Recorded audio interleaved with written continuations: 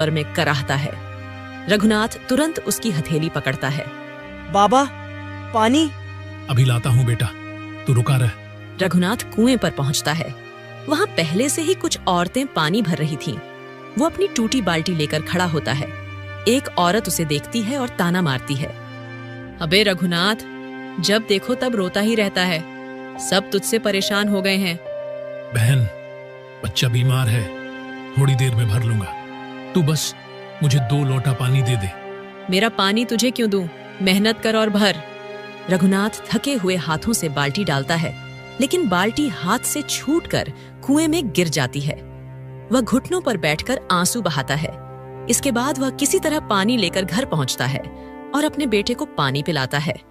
फिर रघुनाथ तुरंत सरपंच की हवेली की ओर बढ़ता है। वहां पहुंचकर वह हाथ जोड़कर खड़ा हो जाता है। सरपंच दीनदयाल एक नौकर के साथ वहां बैठा था। सेठ जी, कृपा करें, डॉक्टर के लिए 5 रुपए उधार दे दीजिए, नहीं तो मेरा बेटा मर जाएगा। रघुनाथ, तू हर हफ्ते उधार मांगने आ जाता है। तेरे जैसे निकम्मों पर दया दिखाना भी पाप है। सेठ जी, मैं मजदूरी करके सूद सहित लौटा दूंगा। ठीक है, मेरी गाय का गोबर उठाएगा तब दूंगा 1 रुपया।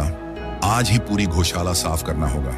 कर लूंगा, जैसे भी हो, शिवा के लिए कर लूंगा। दोपहर की तपती धूप, गौशाला से बदबू और मक्खियों की भरमार। रघुनाथ फावड़े से गोबर उठाते उठाते थककर चूर हो गया था, मगर मन में एक ही आवाज थी, शिवा को बचाना है।